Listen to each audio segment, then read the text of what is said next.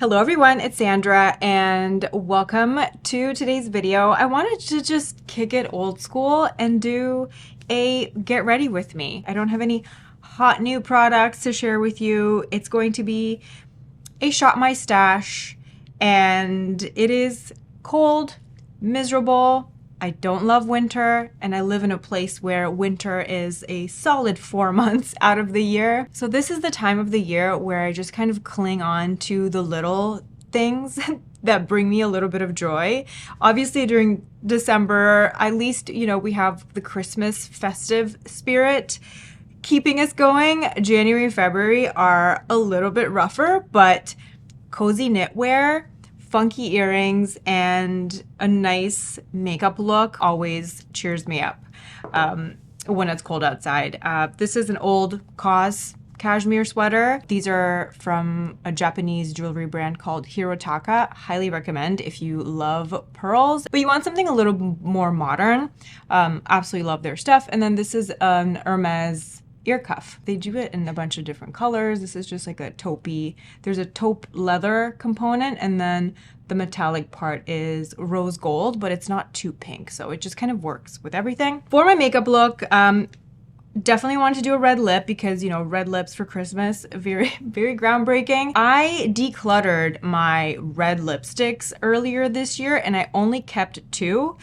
And it's because I just kept my 2 favorites, basically. I kept my favorite summer red, which is Lisa Eldridge Strawberry Shock. And then I kept my favorite winter red, which is the Byredo liquid lipstick in the shade Fire Grace. There's no sense in keeping more than that because I don't wear red lipsticks so often to warrant having a collection of red lipsticks. So I'm going to start with lip balm, just to hydrate my lips so that by the time it comes to lip product application, they will be nice and prepped. This is the Edam lip balm. We're going to let this marinate, and I'm going to apply my foundation.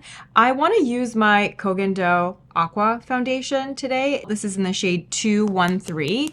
I'd say if you're like light to medium neutral olive, but teetering on the lighter side of light medium this time of year, this is a really, really good shade. So a couple pumps of it on this palette and work it into my foundation brush. I have been loving the Katie Jane Hughes priming the brush method so much. And it's just essentially the concept of, instead of applying the foundation straight up to your face and then blending with a brush or a sponge, you work the product into the brush evenly first. You can either do it on the back of your hand or on a little palette.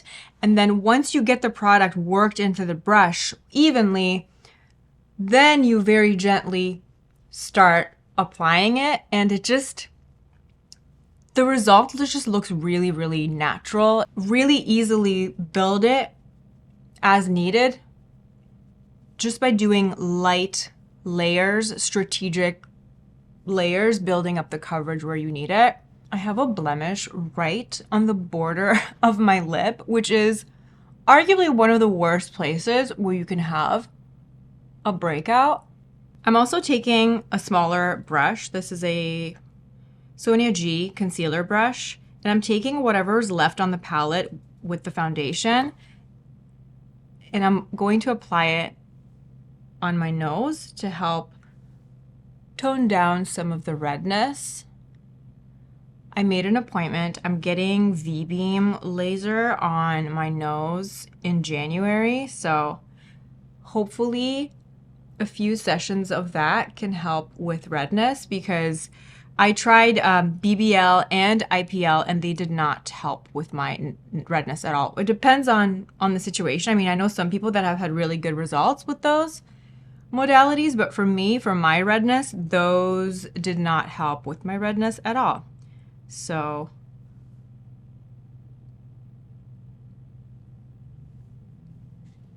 I will be trying a vascular laser to help tackle the broken blood vessels near my nose.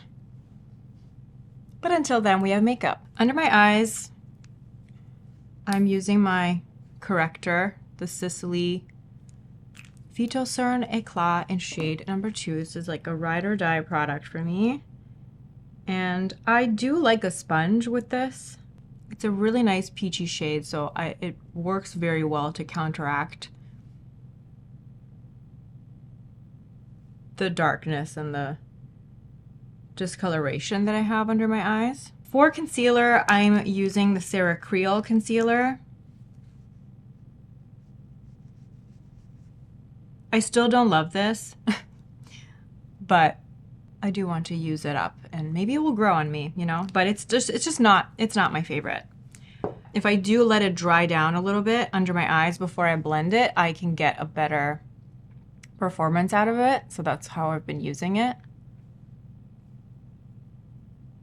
For the pesky little blemish, I'm taking my Laura Mercier Secret Camouflage Concealer. I think this is discontinued now, officially, and that really breaks my heart. I don't know what's happening with Laura Mercier as a brand, and curious to know your thoughts. For me personally, as a beauty lover, a beauty buyer, I have kind of lost interest in Laura Mercier. Anyway, this is the base. I'm going to set things with the Danessa Myricks Yummy Skin Liquid Blurring Balm. This is one of my favorite products of the year. This is probably one of my favorite products that I bought in the Sephora sale. This just kind of really crept up on me. Sounds like spray paint when you're shaking it. Mattifying setting spray, but it's not super mattifying, but it does blur and diffuse and set. It's lovely. And this time of year, you know, usually I use a thin layer of powder all over my face, but I haven't had to do that since I've started using this. So I just use this as my thin layer of all over setting powder. Then I go in with actual setting powder just on the areas where I need a little help, you know, under my eyes and just my T-zone and around my nose where I get more oily, but I don't apply powder on other areas of my face. And this just kind of makes everything look really melted together, softly blurred, still lets your skin shine through, but it's the perfect product. I don't know what else to say. I love it so much. It doesn't smell weird. It has the perfect fine mist. I'm just so smitten with it, and I'm so happy that I bought it. So yeah, that's our little setting. I'm using the Makeup by Mario powder in the shade Light.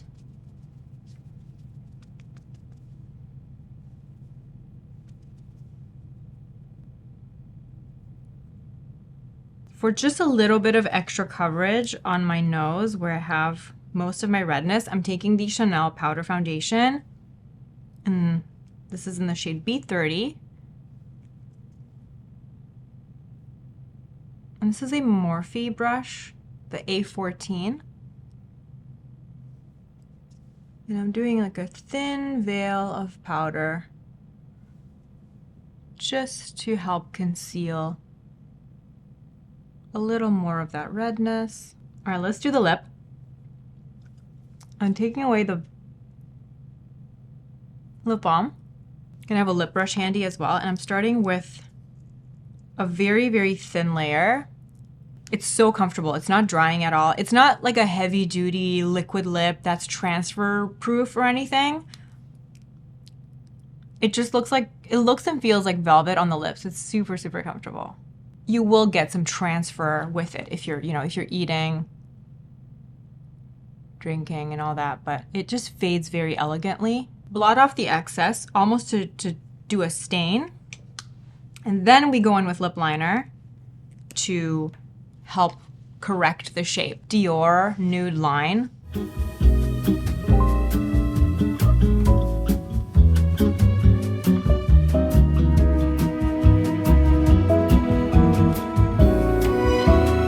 Pat McGrath, Flirtatious. This is a blast from the past. I have not used this blush in a long time, which is such a shame because it's one of my favorites. And then for bronzer, using some Chantecaille bronzer.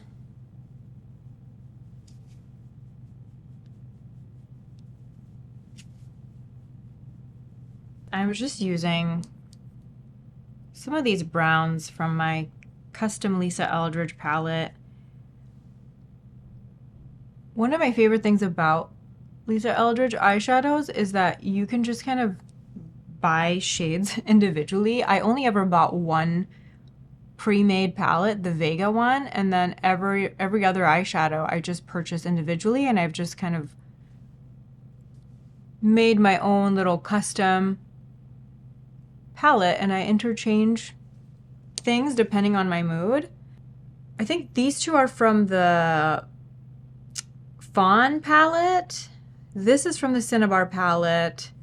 I think this is from the Vega palette. This is from the Betty palette, and then I think this is from the Fawn palette as well. I just love how soft and sheer and buildable her shadows are. And I do notice that with the latest, like with the more recent palettes, the limited edition ones, she did amp up the shimmery and the metallic shades, because I think a lot of the common complaints were that some of those shades were too subtle. So she definitely amped it up, because like these are strong, intense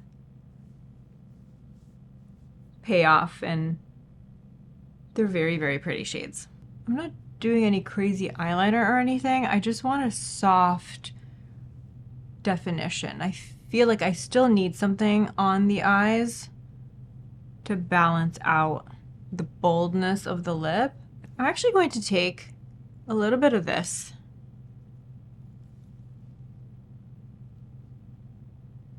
and I'm just using it almost like a liner at the base of the lashes for like a little smoky definition, but with a sparkle. I think the bronzer's too warm. I should have used a cooler tone bronzer, but you know what?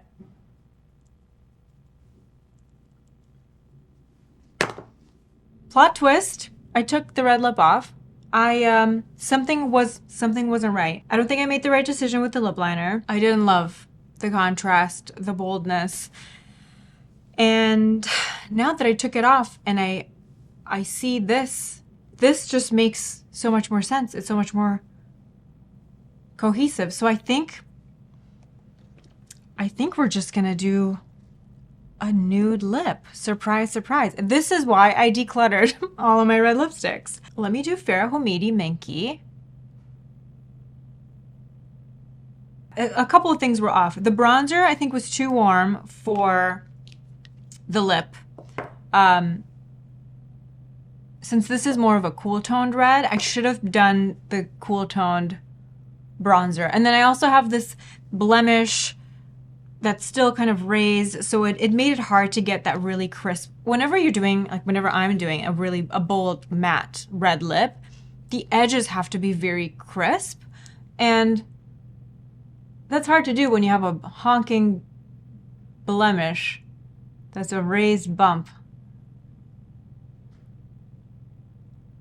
You know, so I think I'm just gonna have to wait for this to heal for my big red lip holiday moment.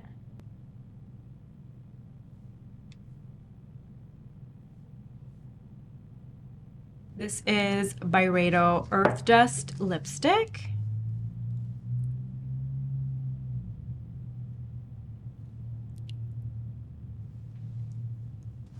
One of my favorite nudes. And then I'm just gonna do just a dot